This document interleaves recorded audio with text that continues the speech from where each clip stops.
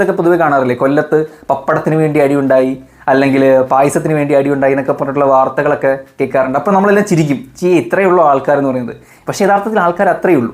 അപ്പോൾ നമ്മളിവിടെ മനസ്സിലാക്കേണ്ടത് പപ്പടത്തിന് വേണ്ടിയിട്ടല്ല അവിടെ അടി ഉണ്ടാവുന്നത്. പപ്പടം ചോദിച്ച സമയത്ത് എതിരെ നിൽക്കുന്ന ആൾ ചിലപ്പോൾ തിരിച്ചെന്തെങ്കിലും ആംഗ്യം കാണിച്ചിട്ടുണ്ടാവും, സംസാരിച്ചിട്ടുണ്ടാവും, തരാൻ സൗകര്യമില്ല എന്ന് റൂഡായിട്ട് പറഞ്ഞിട്ടുണ്ടാവും, അല്ലെങ്കിൽ മറ്റെന്തെങ്കിലും അപമര്യാദയായിട്ടുള്ള വാക്കുകൾ ഉപയോഗിച്ചിട്ടുണ്ടായിരിക്കും. ഇതിൻ്റെ പേരിലാണ് തീർച്ചയായിട്ടും അവിടെ അടിയുണ്ടാകുന്നത്. പ്രത്യേകിച്ചും ആണുങ്ങളെ സംബന്ധിച്ച് വളരെയധികം ഈഗോ വർക്കൗട്ട് ആകുന്ന ഒരു ആൾക്കാരാണ്.